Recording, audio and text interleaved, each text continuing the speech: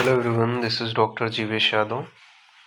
तो हम लोग चरक संहिता चिकित्सा स्थान का जो प्रथम अध्याय है वो अपन यहाँ पे देख रहे थे। और आज जो है हम लोग इसका लास्ट जो पार्ट है, ठीक है, वो यहाँ पे अपन कवर करेंगे और पूरा जो है इस चैप्टर को कंप्लीट करेंगे। तो इसके अंतर्गत च्यवनप्राश रसायन, ठीक है, बहुत इंपॉर्टेंट है। इसको बनाने के लिए क्या है, क्वाथ द्रव्य के रूप में अपने को 10 मूल चाहिए, जिसके अंतर्गत लघु पंचमूल और बृहत पंचमूल दोनों आता है। लघु पंचमूल में क्या है आपका सालपर्णी, कृष्णपर्णी, वृत्ति, कंटकारी और गोक्षूर, ठीक है, ये क्या है आपके लघु पंचमूल के द्रव्य हैं। जबकि वृहत पंचमूल में बिल्व, अग्निमन, श्यवनाक, काश्मरी और पाटला आता है, ठीक है। तो ये क्या है आपके वृहत पंचमूल के द्रव्य हो गए। इसके अलावा मध्यम पंचमूल में क्या आता है आपका बला, पुराणव, मुग्धपर्णी, मांसपर्णी और एरंडा, ये क्या है आपका मध्यम पंचमूल हो गया। फिर अष्टवर्ग के द्रव्य, अष्टवर्ग में कौन सा है, जीवक, ऋज्वक, मेधा, महामेधा, काकोली, छिरकाकोली, वृद्धि, रिद्धि, ये अष्टवर्ग के द्रव्य अपने को चाहिए रहते हैं, ठीक है। और क्या क्या चाहिए अपने को, इसके अतिरिक्त जो द्रव्य है उसके अंतर्गत अपन जो वन मुना हो गया, ठीक है, इसके अलावा वन उड़द हो गया और वन भस्टा हो गया, रंगनी मूल हो गया, काकड़ा सिंगी हो गया, भुआ अमलक हो गया, इसके अलावा मुनक्का हो गया, इलायची हो गया, ठीक है, लाल चंदन, नील कमल, रूशक की जड़ और कौवा ठोठी हो गया। ये सभी अपने को अतिरिक्त द्रव्य में चाहिए। प्रक्षेप द्रव्य के रूप में अपने को क्या चाहिए रहता है, तो प्रक्षेप द्रव्य के रूप में मधु अपने को 6 पल चाहिए, वंशलोचन 4 पल चाहिए, पीपर जो है वो अपने को 2 पल चाहिए, दाल चीनी अपने को 1 पल चाहिए, इलायची अपने को 1 पल चाहिए, तेज पत्र भी अपने को 1 पल चाहिए और नाग केसर अपने को 1 पल चाहिए, ठीक है, ये अपने को चाहिए रहते हैं। इस प्रकार से टोटल 18 पल अपने को क्या है, प्रक्षेप द्रव्य चाहिए रहते हैं। बात कर लेते हैं निर्माण विधि के विषय में। तो निर्माण विधि में यहाँ पे बताया गया है प्रत्येक को एक एक पल ले करके भूसा की तरह कूट लेना है। तो प्रत्येक को क्या है, एक एक पल ले करके भूसा की तरह कूट लेते हैं और इन्हें एक द्रोण जल में पकाना है। तो एक द्रोण जल में पकाना है। जल में 500 आंवला एक कपड़े में बांध करके पकाने के लिए डाल देते हैं, ठीक है। तो जल में 500 आंवला एक कपड़े में बांध करके पकाने के लिए डाल देते हैं। जब यह जो है अंदाज़ा लग जाए कि औषधि का जो रस है क्वाथ में आ गया है और आंवला ठीक से पक गए हैं, तो आंवले की जो पोटली है उसे निकाल लेना है और क्वाथ को छान करके सीढ़ी में उसको जो है अपन छान लेंगे, ठीक है। उसके बाद में क्या करेंगे, जो गुठली है उसको निकाल करके आंवले को क्या है सील में अपने को रखना है। सील है ये, ठीक है, सील में डालना है, सुधार लेना है, स्पेलिंग गलत हो गया। सील पर उसको अच्छे से पीसना है। फिर पीस करके किसी जालीदार कपड़े से या फिर छलनी की सहायता से उसे छान करके उसके रेशों को अपन क्या कर लेंगे, अलग कर लेंगे। फिर क्या करेंगे, कढ़ाई में 6 पल अपन घी डालेंगे, 6 पल तिल का तेल डाल करके क्या करेंगे, उसे छने हुए आंवले के जो गूदे हैं उसको क्या है जल रहित एवं लाल होने तक उसमें भूनना है। यह ध्यान रखना है कि ना जले और ना ही कच्चा रहे, ठीक है। जो बूदा है, ठीक है, आंवले का, वो ना ही एकदम ज़्यादा जल जाए, ना ही कच्चा रहे, ऐसे अपने को उसको पकाना है, ठीक है। फिर पुनः निर्मित क्वाथ में 50 पल मिश्री डाल करके चाशनी बना लेना है। चाशनी तैयार होने पर भुने हुए जो आंवले का गूदा है उसमें डाल करके चलाते रहें और तब तक पकाएं जब तक कि वह अवलेह की तरह गाढ़ा ना हो जाए। कब तक पकाना है, जब तक वो अवलेह की तरह गाढ़ा ना हो जाए। इसके बाद में उसे चूल्हे से उतार करके ठंडा होने पर प्रक्षेप द्रव्य के बारीक चूर्ण और मधु को मिला दें। इस प्रकार से च्यवनप्राश बनकर तैयार हो जाता है, ठीक है। तो ये आपका बताया गया है। मात्रा के विषय में बात करें तो 1 से 2 चम्मच इसकी मात्रा बताया गया है। लाभ के विषय में बात करें तो आपका खांसी, श्वास मतलब काश श्वास रोग में इसका प्रयोग करते हैं। वृद्ध एवं बालक के अंगों की वृद्धि के लिए इसका प्रयोग किया जाता है। बलहीन व क्षत क्षीण के रोग में इसका प्रयोग करते हैं। रोग प्रतिरोधक क्षमता की वृद्धि के लिए इसका प्रयोग किया जाता है। च्यवनप्राश के प्रयोग अत्यंत वृद्ध च्यवन ऋषि फिर से युवा हो गए थे, ठीक है। तो ये च्यवनप्राश का प्रयोग करने से, जो आपको पता है च्यवनप्राश का नाम च्यवनप्राश क्यों पड़ा, क्योंकि च्यवन ऋषि जो वृद्ध थे, ठीक है, उन्होंने च्यवनप्राश का जब सेवन किया तो वो क्या है युवा हो गए थे, इस वजह से इसका नाम च्यवनप्राश पड़ा, ठीक है। तो ये च्यवनप्राश रसायन के लिए बताया गया है। नेक्स्ट है आपका जो द्वितीय पाद है प्राणकामीय पाद, ठीक है, रसायन अध्ययन के अंतर्गत जो द्वितीय पाद है प्राणकामीय पाद, जिसके अंतर्गत हम लोग महत्वपूर्ण जो योग है रसायन योग है उसी को ही पढ़ेंगे, एकदम डिटेलिंग से नहीं पढ़ेंगे, ठीक है। जो जो जरूरी है जिनसे क्वेश्चन आते हैं वही पढ़ेंगे। तो इसके अंतर्गत हम 3 चीज़ों को देखेंगे महत्वपूर्ण रसायन में। एक है आपका नागबला रसायन, 19 बलादी रसायन और भल्लातक रसायन। इन तीनों का जो है निर्माण विधि वगैरह सारी चीज़ें अपन देखेंगे। तो सबसे पहले है नागबला रसायन। तो नागबला रसायन का सबसे पहले संग्रहण विधि बताया गया है। तो संग्रहण विधि में क्या बताया गया है, तो संग्रहण विधि में यहाँ पे आपका बोला गया है कि जांगम देश में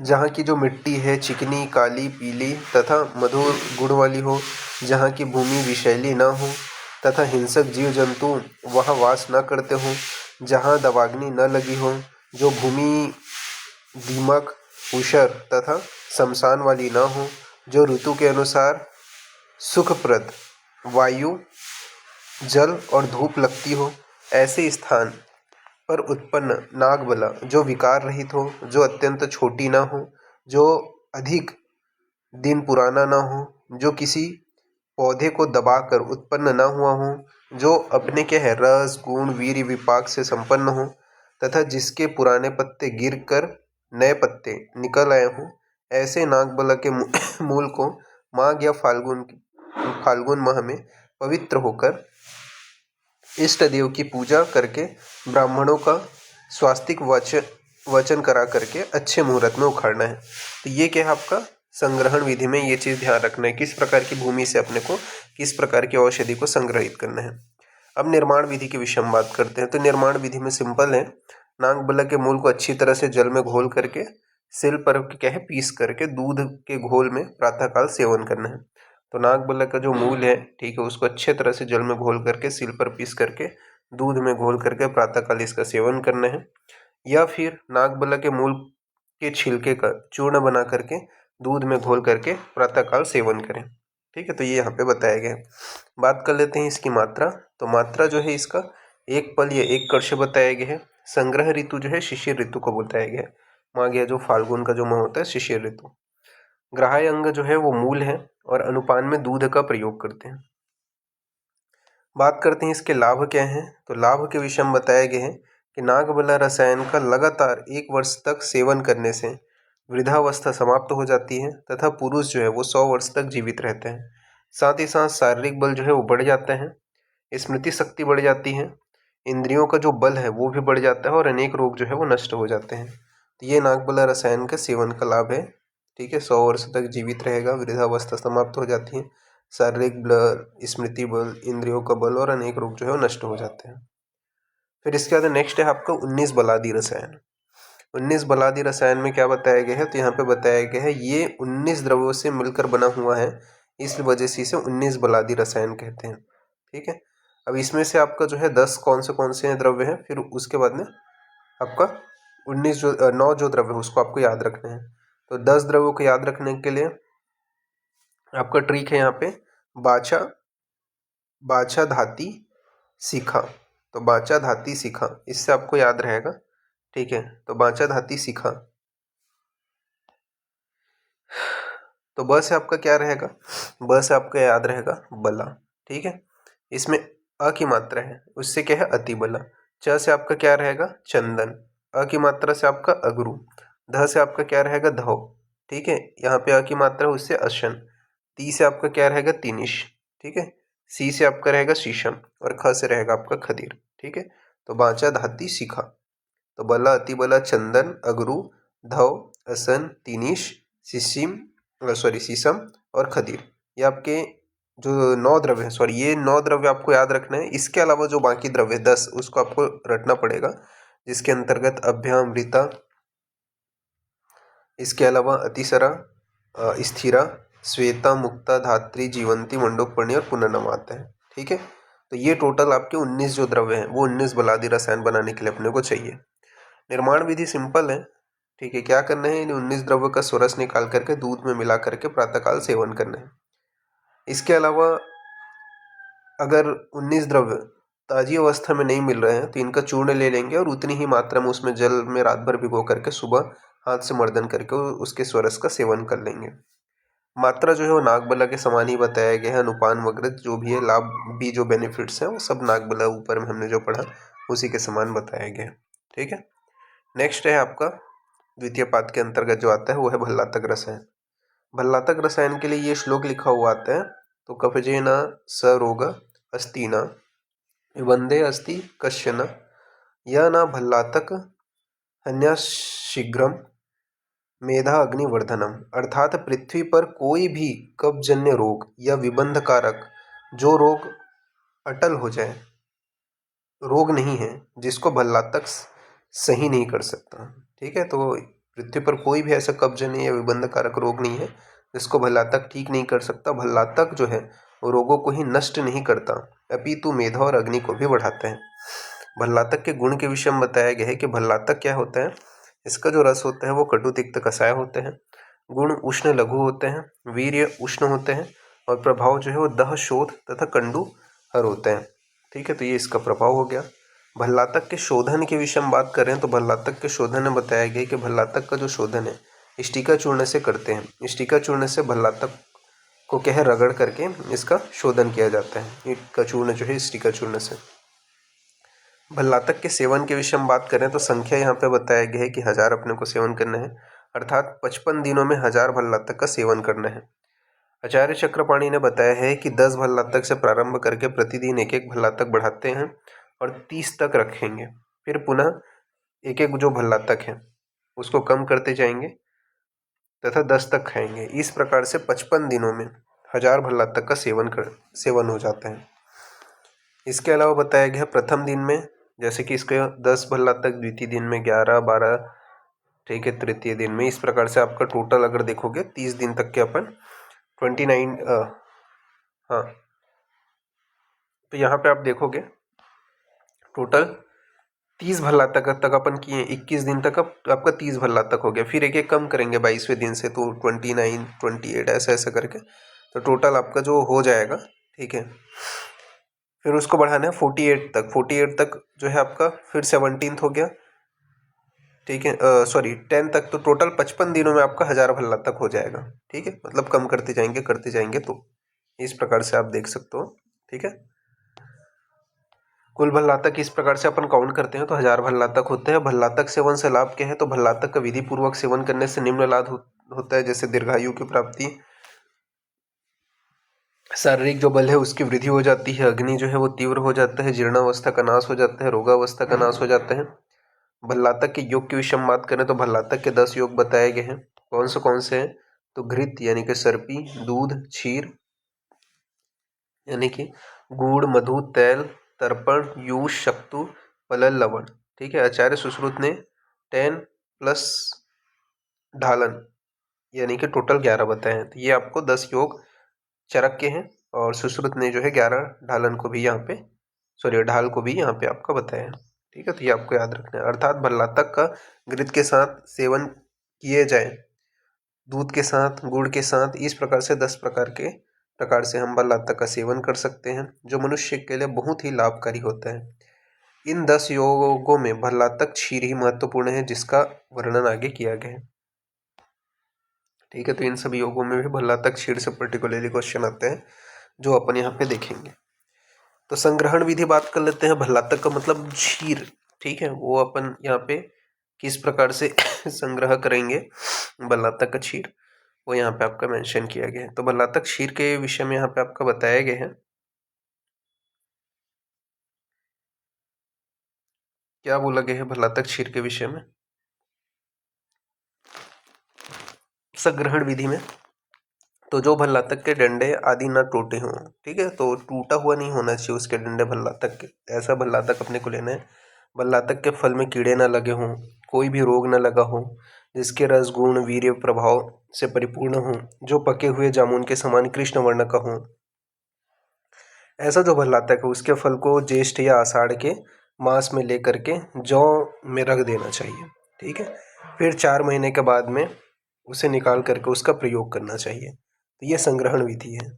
प्रयोग विधि के विषय में बात करें तो सर्वप्रथम 10 भल्लातक लेकर के उन्हें काट करके तौल लें और उसमें 8 गुना जल डाल करके मंदाग्नि पर पाक करें। जब जलियांश 1/8 भाग रह जाए तो उसे उतार कर छान कर दूध में मिलाकर सेवन करें। ध्यान रहे सेवन करने से पूर्व मुख में घृत का लेप करके ही सेवन करें। इसी प्रकार मलनातक सेवन विधि नियमानुसार पहले 10 फिर 11 फिर एक एक करके बढ़ाएं, 30 तक फिर क्रमशः एक एक करके घटाएं। इस प्रकार से 10 तक ऐसा करके निम्नानुसार मतलब सेवन करना है, जैसा हमने अभी ऊपर देखा था। ठीक है, इसका लाभ क्या है? तो वही है, दीर्घायु प्राप्ति होगा, शारीरिक बल की वृद्धि होगी, अग्नि तीव्र हो जाएगा, जीर्णावस्था का नाश हो जाएगा, रोगावस्था का नाश हो जाएगा। ये इसके बेनिफिट्स हैं। लास्ट जो पाद है वो आता है आपका कर प्राचितीय रसायन। ठीक है, तृतीय जो पाद है रसायन अध्याय का, तो कर प्राचितीय जो रसायन है, इसका अर्थ क्या होता है? कर प्राचितीय, तो कर प्राचितीय का अर्थ होता है हाथ से किसी वस्तु को तोड़ना। ठीक है, तो हाथ से किसी वस्तु को तोड़ना। कर प्राचितीय का मतलब ऐसे करके एमसीक्यू में पूछा जाए तो याद रखना आपका हाथ से किसी वस्तु को तोड़ना। इस अध्याय के कुछ महत्वपूर्ण योग जो हमें देखने हैं, कौन से वो योग हैं? तो अम्लका से ब्रह्म रसायन, केवल अम्लक रसायन, लोहादी रसायन, इंद्र रसायन, चार मेध्य रसायन, पिपली रसायन, पिपली वर्धमान रसायन, त्रिफला रसायन, शिलाजतु रसायन। एक एक करके देखते हैं हम। सबसे पहले अम्लकास ब्रह्म रसायन के विषय में बात करते हैं। इसकी महत्ता क्या है? तो यह जो रसायन है इसको ब्रह्मा जी ने बनाया था। ठीक है, संग्रहण विधि के विषय में बात करें तो आप देखोगे मोस्ट ऑफ द माघ आषाढ़ या फाल्गुन माह में ही अपन संग्रहण करते हैं। तो माघ या फाल्गुन महीने में आंवले के वृक्ष पर हाथ से तोड़ करके एकत्र करें, फिर उनकी गुठलियों को निकाल करके छाया में सुखा करके चूर्ण कर ले। पुनः इस चूर्ण को आंवले के स्वरस में 21 बार भावना दें। ठीक है, तो संग्रहण विधि में याद रखना, माघ या फाल्गुन के महीने में आंवले के वृक्ष पर हाथ से तोड़ करके एकत्र किया गया जो आपका आंवला है, ठीक है, उसको अपने को लेना है और सुखा करके उसकी गुठली को उसका चूर्ण बना करके 21 बार आंवले स्वरस की भावना देना है। संग्रहण जो माह है वो माघ व फाल्गुन ही है। निर्माण विधि के विषय में बात करें तो जीवनी गण, वृहणीय गण तथा 19 बलादि की प्रथम 9 औषधियों को लेकर के सबका चूर्ण करके कर ले। ठीक है, तो आप जीवनी गण, वृहणी गण तथा 19 बलादि में से सिर्फ स्टार्टिंग के 9 जिसका मैंने ट्रिक बताया था अभी, ठीक है, उनका सबका जो है चूर्ण लेकर के फिर 10 गुना जल में डाल करके क्वाथ कर लें। तत्पश्चात आम्लक चूर्ण को उसी में मिला दें। फिर इस क्वाथ को तीक्ष्ण अग्नि पर तब तक पाक करें जब तक उसमें से जलियांश खत्म न हो जाए। फिर उसे उतार करके पात्र में फैला करके सुखा लें। सूखने के उपरांत सिल पर पीस करके बारीक कर लें तथा मधु और घृत के साथ मिला करके इसका सेवन करें। इसके बेनिफिट्स क्या हैं? तो इसके बेनिफिट्स बताया गया है कि यह जो है दीर्घायु कारक होता है। लाभ क्या है? दीर्घायु प्रद होता है, शारीरिक बल की वृद्धि करते हैं, इंद्रियों की बल की वृद्धि करते हैं, रोगावस्था का नाश करते हैं तथा वृद्धावस्था का नाश करते हैं। ये इसके बेनिफिट्स हैं। नेक्स्ट है आपका केवल अम्लक रसायन। तो केवल अम्लक रसायन कैसे बनाते हैं? इसमें आपका बताया गया है अपने इंद्रियों को वश में रखना, तो अपने इंद्रियों को वश में रखने वाला ब्रह्मचारी व्यक्ति मन में गायत्री मंत्र का जप करते हुए 1 वर्ष तक केवल दूध का ही आहार करें तथा गाय के बीच में निवास करें तथा 1 वर्ष बीत जाने के बाद 3 दिन तक उपवास रहकर शरीर को शुद्ध करने के बाद माघ या फाल्गुन माह की पूर्णिमा को आंवले के वन में प्रवेश करके आंवले के पेड़ पर चढ़ करके आंवले के फल को पकड़कर ओमकार का लगातार तब तक जाप करे जब तक कि उस आंवले में अमृत न चला जावे। अमृत के आ जाने पर वह आंवला चीनी या मधु के समान मधुर तथा कोमल हो जाता है। इस प्रकार जितने आंवले को नियम अनुसार व्यक्ति सेवन करता है उतने ही 1000 वर्ष तक युवा रहते हैं, युवा होकर के जीता रहता है। यदि कोई इस प्रकार के आंवले को भरपेट खा करके तृप्त हो जाए तो वह देवताओं के समान अमर हो जाता है। तो ये चीज़ याद रखना, ये क्या है? केवल अम्लक रसायन का सेवन विधि और किस प्रकार से करते हैं, तो ये चीज़ आपको ध्यान में रखना है। नेक्स्ट है आपका लोहादी रसायन। तो लोहादी रसायन में क्या बताया गया है? तो लोहादी रसायन में बताया गया है श्रेष्ठ लोह जो तिल के समान मोटा हो, उसके 4 अंगुल लंबे पात्र को लेकर के अग्नि में रक्त तप्त कर लेना। फिर उसे क्रमशः उसमें क्या करना है? क्रमशः अपने को त्रिफला, गोमूत्र, ठीक है, इसके अलावा मलकांगनी के क्षार का जल, इंगुदी के क्षार का जल, पलाश के क्षार का जल उसमें क्या है बुझा करके जब वह कृष्ण वर्ण का हो जाए तो उसका चूर्ण बनाकर मधु और आंवले के रस में मिश्रित करके मिट्टी के घड़े में रख देते हैं। फिर उस घड़े को 1 वर्ष के लिए जौ में गाड़ देते हैं। बीच बीच में उसे हिलाते रहते हैं जब तक 1 वर्ष पूरा हो जाए, तो उसे मधु और घृत में मिला करके उसका सेवन करते हैं। लाभ क्या है? तो लाभ में बताया गया है दीर्घायु की प्राप्ति होता है, शारीरिक जो बल है उसकी वृद्धि होते हैं, इंद्रियों की बल की वृद्धि करते हैं, ठीक है, रोगावस्था का नाश करते हैं, वृद्धावस्था का नाश करते हैं। ये इसके बेनिफिट्स हैं। नेक्स्ट है आपका इंद्र रसायन। तो इंद्र रसायन के विषय में बात करें तो घटक द्रव्य में यहाँ पे आपका बताया गया है इंद्रिय, ठीक है, इसके अलावा आपका इंद्रिय हो गया, ब्राह्मी हो गया, मकाही हो गया, मीठा वचा हो गया, हुरहुर का मूल हो गया, पीपर हो गया, ठीक है, सेंधा नमक हो गया, शंखपुष्पी हो गया। ये सभी को अपने को क्या है, इनकी जो मात्रा है वो 3-3 जौ के बराबर रहना चाहिए। स्वर्ण भस्म अपने को 2 जौ के बराबर लेने हैं। विष यानी कि शुद्ध जो आपका है वो अपने को क्या है 1 तिल के बराबर लेना है, और गोघृत जो है वो 1 पल के बारे में लेना है, ठीक। तो ये आपके घटक द्रव्य हो गए। इन सबको अच्छी तरह से मिला करके जठराग्नि के बल के अनुसार आसानी से पचने तक उसका सेवन करना है, ठीक है। जठराग्नि के बल के अनुसार मतलब उसका सेवन करना है। इससे क्या होता है, दीर्घायु, शारीरिक बल की वृद्धि, इंद्रियों की बल की वृद्धि व रोगावस्था का नाश व वृद्धावस्था का नाश होता है।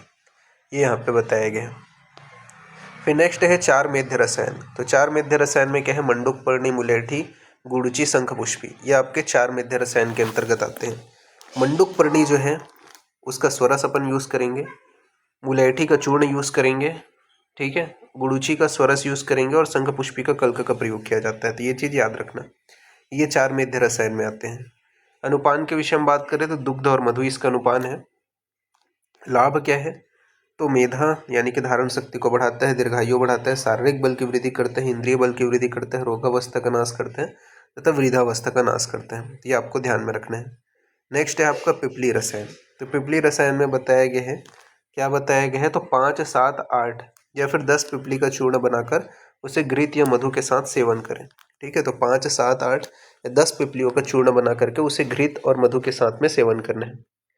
प्रातःकाल 3 पिपली, भोजन के पूर्व 3 पिपली और भोजन के पश्चात 3 पिपली, ठीक है। तो ये चीज़ ध्यान रखना है। इस प्रकार से 1 वर्ष तक पिपली रसायन का सेवन करने से निम्न लाभ प्राप्त होते हैं। क्या होगा, श्वास, काश, क्षय, शोष, पांडु, ज्वर तथा गुल्म, ये सब में लाभ होता है। तो श्वास, काश, क्षय, शोष, पांडु, ज्वर व गुल्म आदि रोगों से मुक्ति होती है। फिर नेक्स्ट है आपका पिपली वर्धमान रसायन। तो पिपली वर्धमान रसायन के लिए बताया गया, पिपली सेवन की जो संख्या है वो आपका 1000 होता है। पिपली वर्धमान रसायन में पिपली सेवन की जो संख्या है वो 1000 है। सेवन विधि में जैसा हमने देखा था भल्लातक का, ठीक है, तो इसमें आपका क्या है, वही प्रथम दिन 10, इसमें जस्ट डबल होता जाएगा, द्वितीय दिन 20, तृतीय दिन 30, चतुर्थ दिन 40, ऐसा करके अपना क्या है 10 दिन तक 100 हो जाएगा। फिर 10 दिन के बाद में ना फिर 10-10 कम करते जाना है, ठीक है।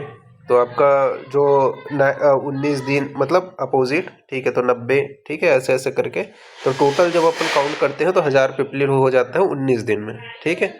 और इस प्रकार से प्रथम दिन 10 पिपली, फिर दूसरे दिन 20 पिपली, इस प्रकार से 10 दिन तक 10-10 पिपली बढ़ाना है, फिर क्रमशः 10-10 पिपली घटाते हैं। इस प्रकार से 19 दिन में कुल जो है आपके 1000 पिपलियों का सेवन हो जाता है। इसका अनुपान क्या बताया गया है, तो दूध इसका अनुपान है। इसका लाभ वही है कि आयु, बल, मेधा, ठीक है, इनकी वृद्धि करता है, विशेष रूप से उदर रोग नाशक होते हैं। तो ये यहाँ पे बताया गया, तो इसको आपको ध्यान में रखना है। नेक्स्ट है आपका त्रिफला रसायन। तो त्रिफला रसायन में आपका हरितकी, ठीक है, विभितकी, आम्लकी, इनका ही सेवन करेंगे। तो हरितकी जो है प्रातःकाल 1 हरितकी चूर्ण, विभितकी भोजन के पूर्व 2 विभितकी चूर्ण, आम्लकी भोजन के पश्चात 4 अम्लक जो चूर्ण है वो होंगे। अनुपान में घृत व मधु है। त्रिफला रसायन का 1 वर्ष तक सेवन करना चाहिए। ऐसा करने से निम्न लाभ प्राप्त होते हैं। क्या क्या बेनिफिट्स हैं, तो लाभ में बताया गया है दीर्घायु, रोगावस्था का नाश करता है, वृद्धावस्था का नाश करता है तथा शारीरिक बल की वृद्धि करता है। तो ये इसके लाभ हैं। फिर नेक्स्ट है आपका शीलाजतु रसायन, ठीक है। तो सर्वप्रथम इसका जो वर्णन है ये याद रखना, आचार्य चरक ने किया है। तो शीलाजतु रसायन का जो वर्णन है सर्वप्रथम किसने किया है, आचार्य चरक ने किया है। शीला प्लस जतु, शीला मतलब पहाड़, जतु मतलब रस यानी कि लाक्षा के जैसे। पर्याय के विषय में बात करें तो शीला, शीलय, शिलाज्र ये सभी इसके पर्याय हैं। न सो अस्ति रोगो भुवि साध्य रूपे शिला है हयम या न जायते प्रसह, अर्थात धरती पर ऐसा कोई साध्य रोग नहीं है जिसे शिलाजीत सही नहीं कर सकता। ठीक है, तो ये आपका बताया गया है। शिलाजीत की जो उत्पत्ति है उसके विषय में आपका यहाँ पे बताया गया है। हेमाग्य सूर्य संतप्त स्रवंती गिरि धावत जत जत्वाम्भ मृदु मृतस्न यन्मलम तच्छिष जतु, अर्थात बोला गया, अर्थात स्वर्ण आदि पर्वत की धातु में चट्टान सूर्य के ताप से संतप्त होकर लाक्षा के समान एवं कोमल मिट्टी के समान जिस चिकने मल का स्त्राव करते हैं उसे शिलाजीत कहते हैं। तो ये चीज याद रखना, स्वर्ण आदि का पर्वत की धातु में चट्टान सूर्य के तप्त से संतप्त होकर के लाक्षा के समान कोमल मिट्टी के समान जो चिकना मल है उसका स्त्राव करते हैं उसे ही शिलाजीत कहते हैं। इसका जो रस होता है वो अम्ल कसाय होता है। गुण जो है न अति उष्ण न अति शीत होता है, समशीतोष्ण होता है। वीर्य उष्ण होता है, विपाक कटु होता है और प्रभाव जो है बल वृद्धिकर होते हैं। शिलाजीत के भेद के विषय में बात करें तो आचार्य चरक ने शिलाजीत के 4 भेद बताए हैं। ठीक है, कौन सा? स्वर्ण, रजत, ताम्र, लौह। गुणबोधक सारणी इसका देख लेते हैं। तो स्वर्ण जो होता है, स्वर्ण जो शिलाजीत का जो प्रकार होता है उसका रस तिक्त होता है, वीर्य शीत होता है, विपाक कटु होता है और वर्ण जो है वो रक्त वर्ण का होता है। रजत जो होता है उसका रस कटु होता है, वीर्य शीत होता है, विपाक मधुर होता है और वर्ण श्वेत होता है। ताम्र जो होता है, तो ताम्र जो होता है उसका रस तिक्त होता है, वीर्य उष्ण होता है, विपाक कटु होता है और वर्ण जो है सस्यक यानी कि मयूरकंठ समान होता है। लौह जो होता है उसका रस तिक्त होता है, वीर्य शीत होता है, विपाक कटु होता है और वर्ण जो है वो कृष्ण होता है। इन चारों में श्रेष्ठ जो लौह शिलाजीत होता है, क्योंकि यह वात पित्त कफ तीनों दोषों से उत्पन्न रोगों को कह नष्ट करता है। ठीक है, तो ये चीज ध्यान में रखना है। शिलाजीत के को घोलने वाले जो द्रव्य हैं वो कौन से हैं? तो शिलाजीत को घोलने वाले जो द्रव्य हैं उसके अंतर्गत दूध हो गया, ठीक है, इसके अलावा आपका जल हो गया, यूष हो गया, क्वाथ हो गया, ये सभी आते हैं। अर्थात शिलाजीत को दूध, जल, यूष, क्वाथ में घोलकर सेवन करना चाहिए। मात्रा के विषय में बात करें तो शिलाजीत ग्रहण करने की मात्रा 3 प्रकार की बताई गई है। उत्तम मात्रा जो है वो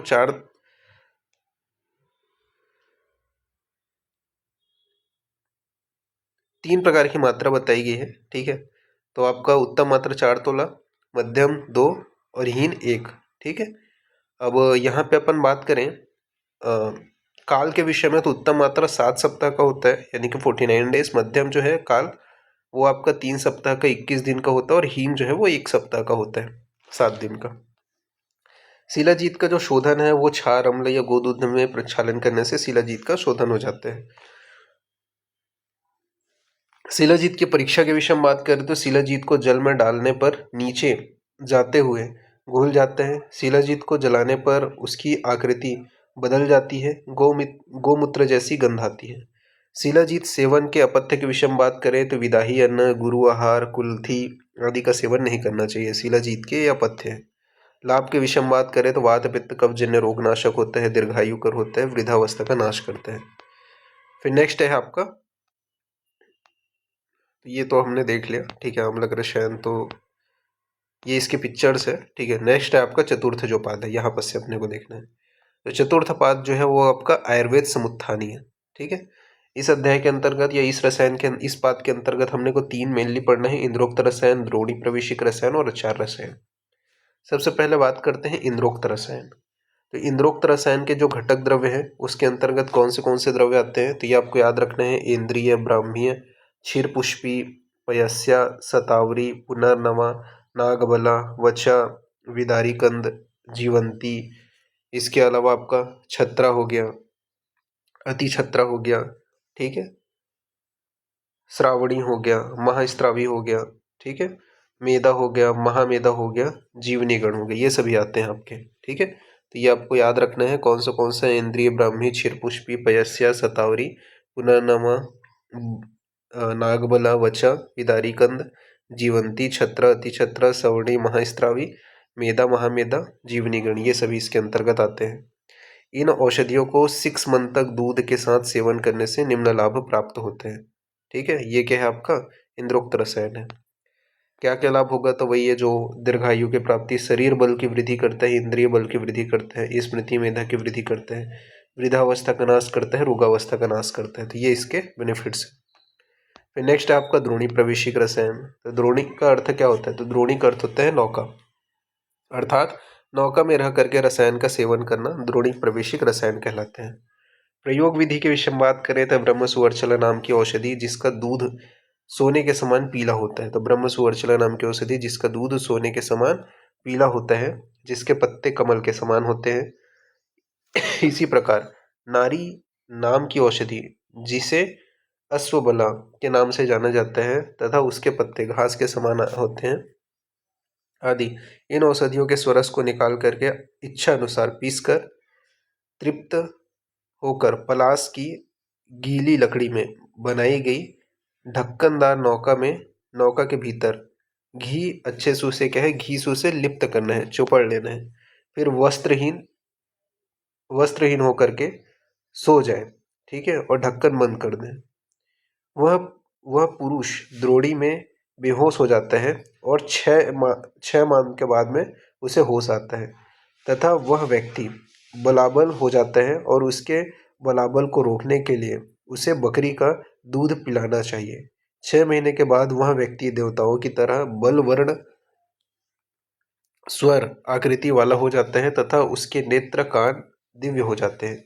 वह व्यक्ति 400 कोस तक चल सकता है और 10,000 वर्ष तक जीवित रहता है। तो ये यहाँ पे बताया गया है। लास्ट है आपका, वो है आपका आचार रसायन। आचार रसायन मतलब सत्य बोलना है, क्रोध नहीं करने वाला, ठीक है। इसके अलावा इसके अंतर्गत वही है कि मद्य का सेवन नहीं करना है, शांत रहना है, सदा दान करना है, देवता गौ ब्राह्मण आचार्य गुरुजन बुजुर्गों की पूजा करने वाला, सदा दूध और घृत का पान करने वाला। इन गुणों से युक्त होकर जो व्यक्ति रसायन का सेवन करते हैं वह निम्न लाभ प्राप्त करते हैं, जैसे दीर्घायु, शारीरिक बल की वृद्धि, ठीक है, इंद्रिय स्मृति, वृद्धावस्था का नाश हो जाएगा, रोगावस्था का नाश हो जाएगा, इंद्रिय बल स्मृति की वृद्धि होगा, ये सभी बताया गया है, ठीक है। फिर एक इम्पोर्टेंट चीज यहाँ पे अतिरिक्त जो क्वेश्चन बनता है वो है आपका वैद्य की दूसरी जाति। तो यहाँ पे बताया गया है विद्या के पूर्ण हो जाने पर वैद्य की दूसरी जाति हो जाती है, अर्थात उसे वैद्य का दूसरा जन्म होना कहा जाता है। वह विशिष्ट ज्ञान की प्राप्ति कर लेता है तथा आयुर्वेद का ज्ञाता बन जाता है। कोई भी व्यक्ति अपने पूर्व जन्म से ही वैद्य नहीं बनता, वह इस जन्म में ही शिक्षा ग्रहण करने के बाद में ही वैद्य बनता है। इसी को ही द्विज वैद्य कहते हैं। तो ये चीज़ याद रखना है, द्विज वैद्य किसे कहते हैं, ठीक है। शॉर्ट क्वेश्चन आ सकते हैं। इसका जो पासवर्ड है वो मैं आचार रखूंगा, आचार करके बस आपको टाइप करना है, तो ये PDF आपको ओपन हो जाएगा। तो इस प्रकार से यहाँ पे ये जो लेक्चर है वो फिनिश होता है। नेक्स्ट क्लास में आगे कंटिन्यूशन करेंगे। Thank you.